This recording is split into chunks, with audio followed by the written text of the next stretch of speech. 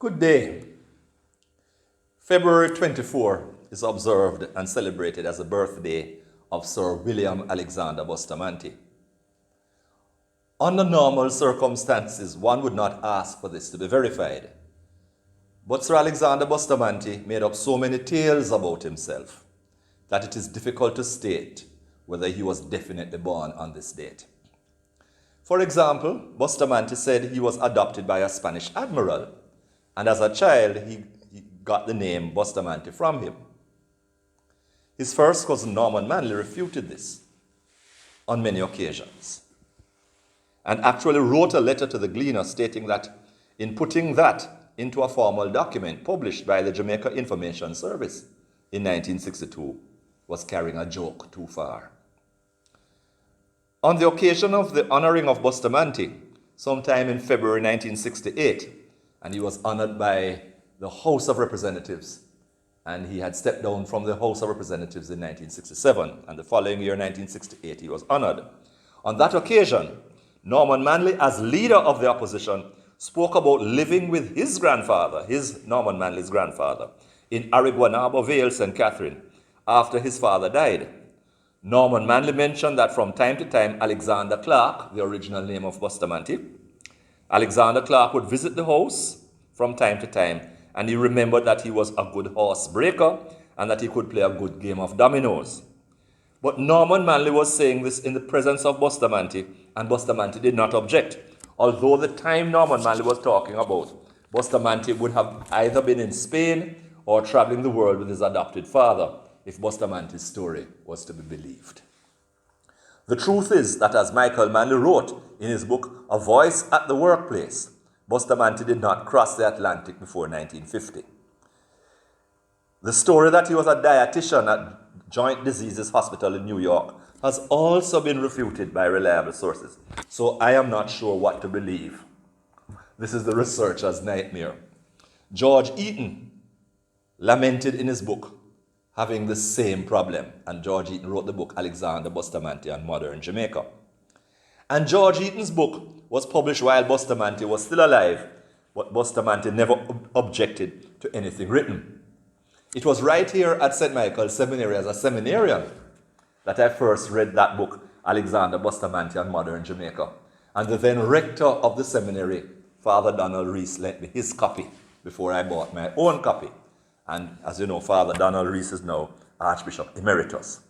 Truth is, by that time, Bustamante was visually challenged, was blind really, but he was told about other things to which he responded, so why not that? According to George Eaton in his book Alexander Bustamante and Modern Jamaica, Bustamante appeared in New York as Alejandro Bustamante, spelling Bustamante with an I at the end. He later returned to Jamaica and started writing letters in the newspapers about conditions in the island, signing his name as Alexander Clark Bustamante. One person asked, who is this person? And Bustamante came up with the story of being adopted by a Spanish governor, etc. Bustamante also documented that he was a dietitian at the Joint Diseases Hospital in New York. But again, that was also refuted by reliable sources. Bustamante, to his credit, formed the first blanket trade union in Jamaica, which covered workers from every category in Jamaica.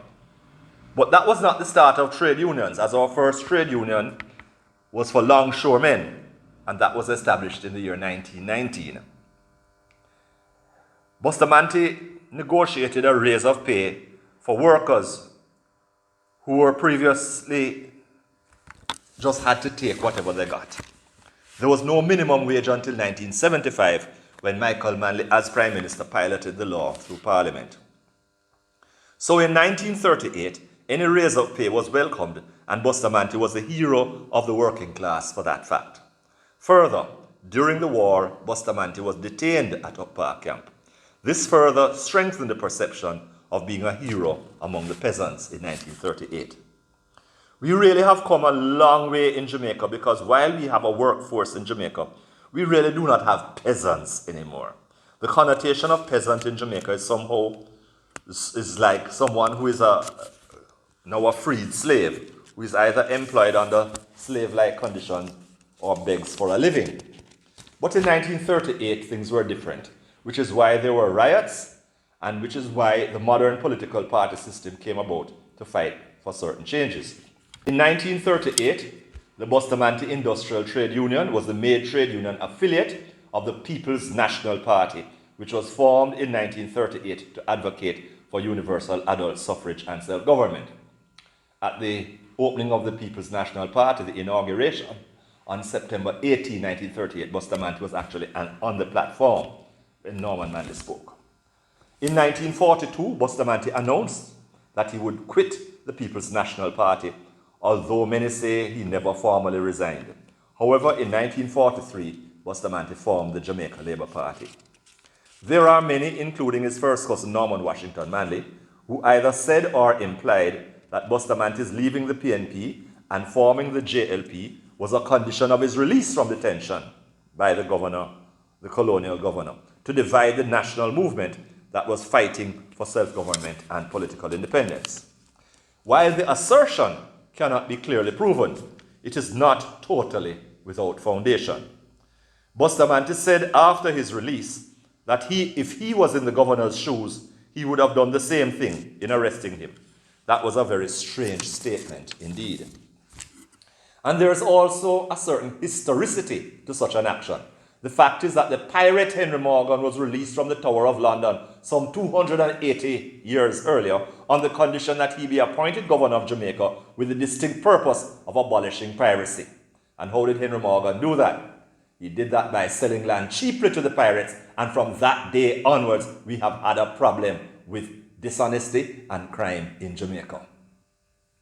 And speaking of governorship of Jamaica, last week I could not find my script as I spoke about credit unions and thought I had not brought it with me. So I spoke extemporaneously and made a mistake in saying that G. Arthur Brown was later governor of Jamaica. Not so at all.